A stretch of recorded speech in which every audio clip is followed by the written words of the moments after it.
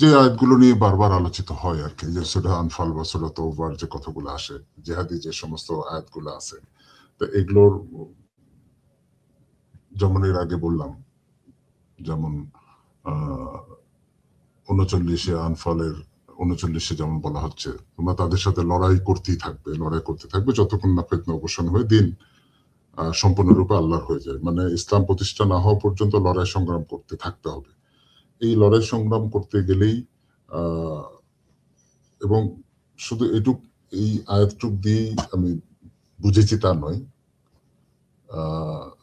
এবং পরবর্তীতে নবী মোহাম্মদ এবং তার সাহাবীরা যে সমস্ত ইয়েগুলো করেছেন, যে পথ তারা অবলম্বন করেছেন ইসলাম প্রচারের, তারা কিন্তু মোটামুটি এই আয়াতের উপর ভিত্তি করেই চলেছেন। আমি যতটুকু মনে হয়, যদি ওমর বা আবু বকর যে খলিফারা ছিলেন, পুরা অর্ধ পৃথিবী ওমরের সময় ইসলামের ইয়েতে চলে আসছিল, কি বলে,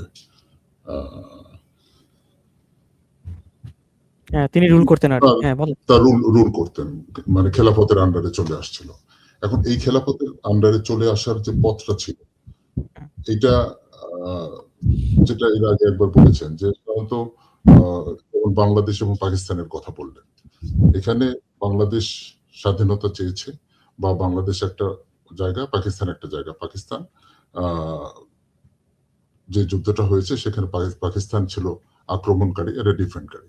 তো এখন এখানে কথা হচ্ছে যে এই আবু বকরের সময় হোক, মানে ওমরের সময়, অন্যান্য দেশ থেকে কারা কতবার মানে মক্কা বা মদিনা আক্রমণ করেছে অতর্কিতভাবে, যেটা ডিফেন্স করতে গিয়ে ভায়োলেন্স করেছে বা জিহাদ করতে তো আমি মূল জিনিসটা তো পাইলাম না হিউম্যান ভাই।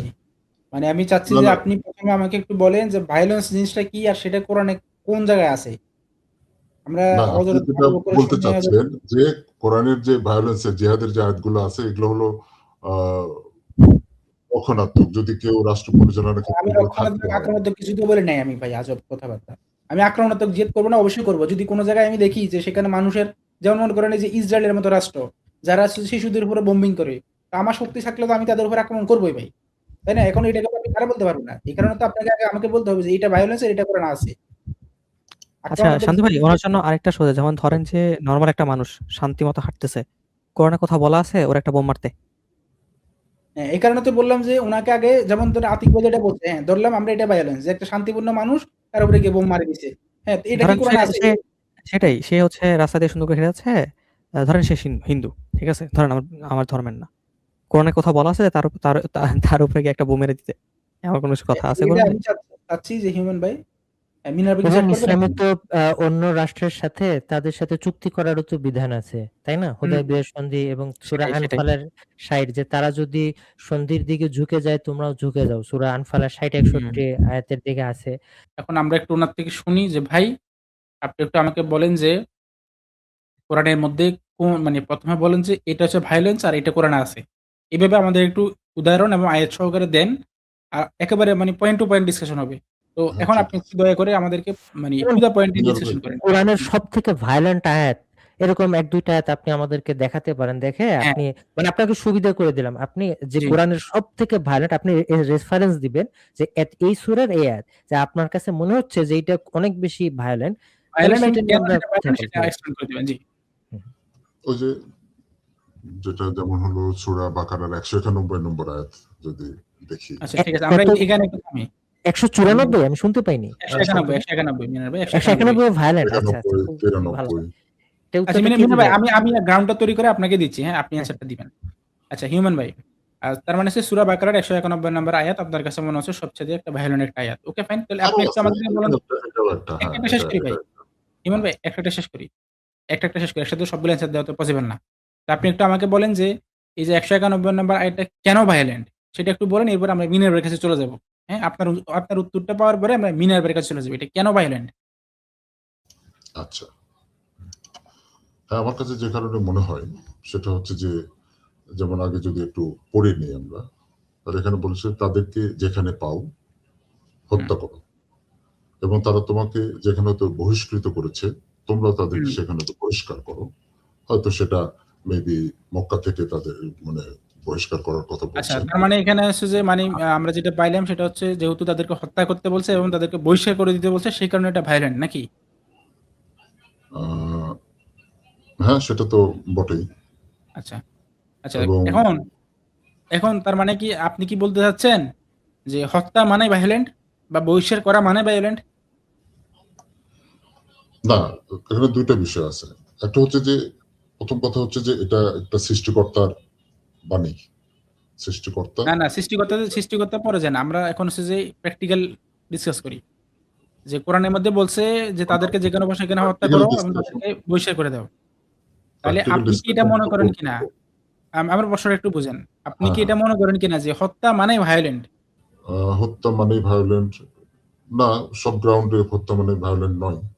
আচ্ছা, তার মানে এখন It's not কোরআনের that. হত্যাটা কেন ভায়োলেন্ট মনে হইল? এটি আমাদের একটু বলেন তাহলে। হ্যাঁ, এই কারণেই মনে হলো, আমি তো এর আগেও বলেছি যে সৃষ্টিকর্তা এই পথ পরিহার করতে পারতেন। এই হ্যাঁ, আবার যুদ্ধ সংগ্রাম সৃষ্টিকর্তা কেন এটা পরিহার করবে? মানে ভাই আল্লাহ সৃষ্টিকর্তা তো আচ্ছা, হচ্ছে যে আমাকে এখানে কেন করবে, কেন হিউম্যান ভাই করবে? সৃষ্টিকর্তা তো এখানে মানুষকে মানুষের মতো করে চলার জন্য স্বাধীনতা দিয়েছে, তাই না? তাইলে সৃষ্টিকর্তা তো এখানে এসে মানুষকে এটা মানে এই করাই দিবে না।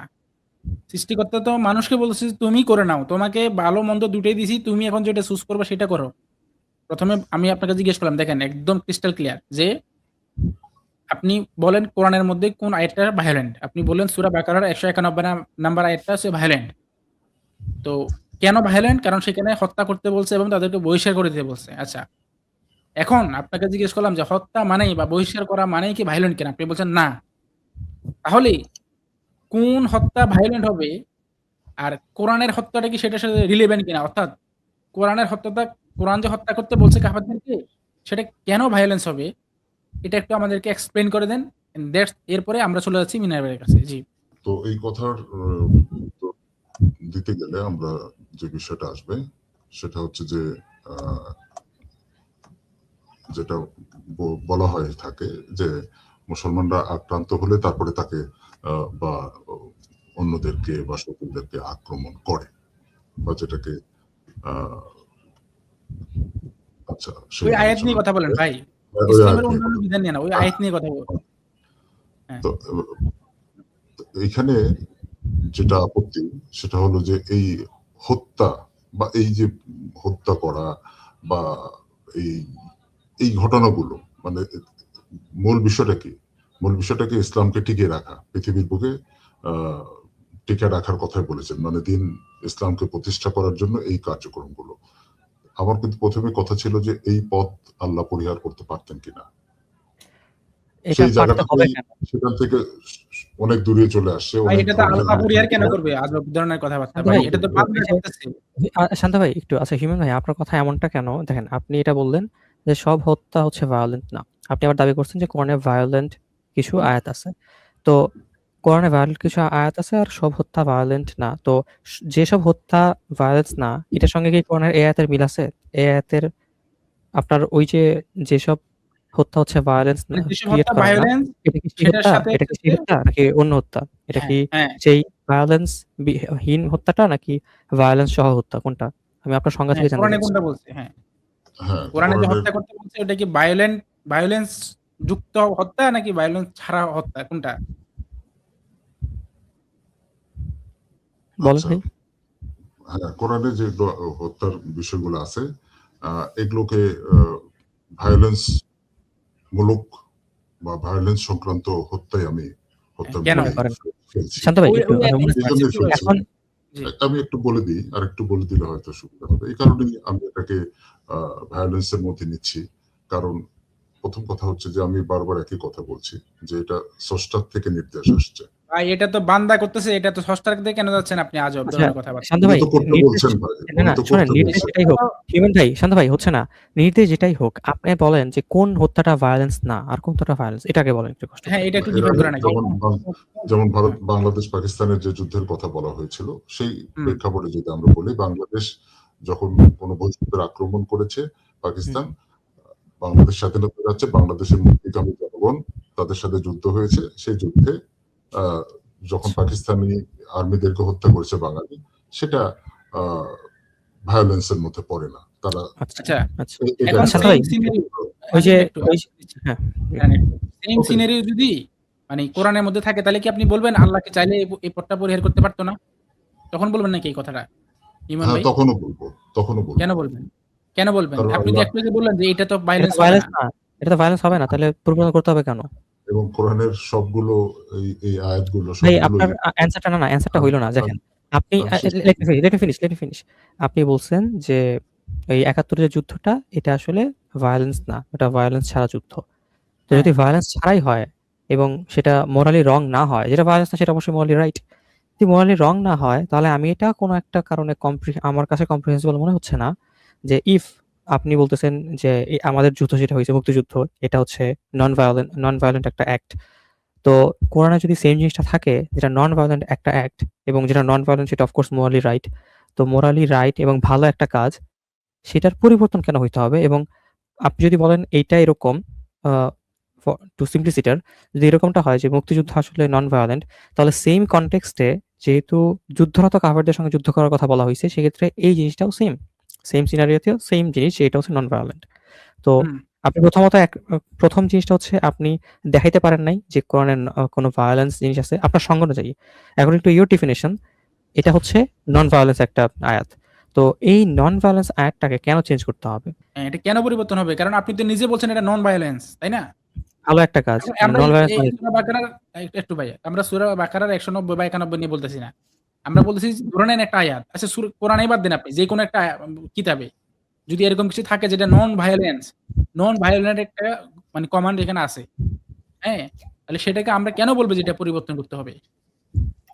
আমার বুঝতে প্রশ্নটা হচ্ছে পেরেছি ভাই, বুঝতে পেরেছি। আপনি যেটাকে নন ভায়োলেন্স বলতেছেন, সেইম হ্যাঁ, সেইম জিনিসটা সেইম জিনিসটা যদি কোরআনে থাকে, তখন তো সেটাকে আপনি অ্যাকসেপ্ট করবেন না রিজেক্ট করবেন কোনটা? এটা তারপরেও রিজেক্ট করবো। এই যে এখানে যে আপনি এই যে এখানেই তো আমার প্রশ্নটা যে আপনি বলতেছেন যে এই একটা ধরেন আমরা উদাহরণ দিচ্ছি X আপনি বলতেছেন X হচ্ছে নন ভায়োলেন্স মানে X হচ্ছে ভালো। বুঝছি ভাই, কিন্তু X বুঝতে পেরেছি। হ্যাঁ, বুঝতে পেরেছি। আমি আমি তো কোনো লজিক্যাল বললাম কারণ পাইলাম না ভাই। এটাকে প্রশ্নটা এটাকে লজিক্যাল কারণ এই প্রশ্নটা একটু কারণেই শেষ করি ভাই। যে টোটাল বিষয়টাই আরে ভাই মানে আমি তো যেমন আপনি আবার all টোটাল knowing দিকে কেন যাচ্ছেন? সৃষ্টিকর্তা। আমার প্রশ্নটা কি ভাই? আমার প্রশ্নটা হচ্ছে যে আপনি উত্তর দিলাম। যখন বলতেছেন X হচ্ছে নন হুম, ভায়োলেন্ট, X হচ্ছে ভালো। তাহলে এই X যদি ভালো হয়, তাহলে X কে কেন কোরআন থেকে সরাতে হবে? ধরেন কোরআনে যদি X থাকে, X হচ্ছে ভালো হুম, আর X হুম। ধরেন আমরা আরো ইজি করি। X নামক কাজটা হচ্ছে ভালো কাজ। X নামক কাজটা কোরআনে আছে। তাহলে এই ভালো কাজটাকে আমি কেন কোরআন থেকে সরাবো? হ্যাঁ, এই কারণে সরাতে হবে যে কারণ ওই যে বললাম এই হত্যা আপনি তাহলে একটা দেখান যে আহ, ভালো মুসলিমরা জিনিসকে যে কেন সরাতে হবে ভাই? ভালো ভাই জিনিসকে আপনার কেন অ্যান্সারটা সরাতে আমি হবে? দেখাবো না। এটা ভালো ভাই জিনিস, আমি এটা দেখাবো ভালো না। জিনিস নয়।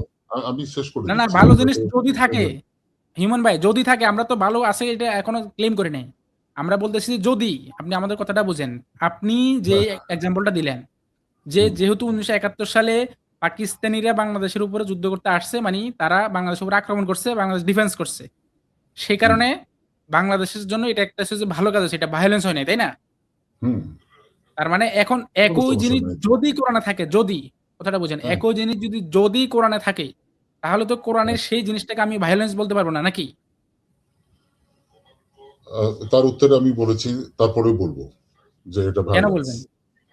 কারণ হচ্ছে আরে এটা তো ভায়োলেন্স না। না, আচ্ছা, ভায়োলেন্স না, এটাও ভায়োলেন্স। ওকে। কেন তার ভায়োলেন্স মানে এটা? আমি মুক্তিযুদ্ধ যদি বলছি কোরআনে যেটা থাকতো, শান্ত ভাই, মুক্তিযুদ্ধ কোরআনে থাকলে ওটা ভায়োলেন্স হয়ে যেত, তাই তো? নো, নো, নো ভাই, নো, নো, তাহলে ওয়াই নট? সেটাই তো মুক্তিযুদ্ধ বলছি, কোরআনে থাকলে হবে না কেন? সেটাই তো হ্যাঁ, বলেন। বলার চেষ্টা করছি। সেটার উত্তর তো আপনি জি। আমাকে দিতে দিচ্ছেন না। হ্যাঁ, বলেন, হ্যাঁ, বলেন। বলেন দেন। আমি যেটুকু বুঝি সেটা আমি একটু রেকর্ডিং বলি। মোমেন্ট। সেটা হুম। হ্যাঁ, সেটা তো আপনাদের কাছে অ্যাকসেপ্টেবল নাও হতে পারে, দর্শকদের কাছে না, অ্যাকসেপ্টেবল না নাও আপনি হতে বলেন পারে। সমস্যা নেই। আমি বলেন, যেটা বলেন, বুঝি সেটা তো বলতে দিতে পারে না কে আমাকে। বলেন। ঠিক আছে? হ্যাঁ, যদি এই জন্যই আমি এটার সাথে ডিসএগ্রি করি। যেমন ধরেন যদি একটা এরকম নিয়ে আসি, যদি আমরা ঈসা নবীর কথাই বলি, ঠিক আছে? উনিও তো সত্য প্রচারের জন্য আসছিলেন, সত্য প্রচার করেছেন। আমি এক্সাম্পল হিসাবে নিয়ে আসছি। কারণ উনিও আল্লাহর প্রেরিত রাসূল, নবী মোহাম্মদ আল্লাহর প্রেরিত রাসূল। খুব ভালো কথা। ওকে।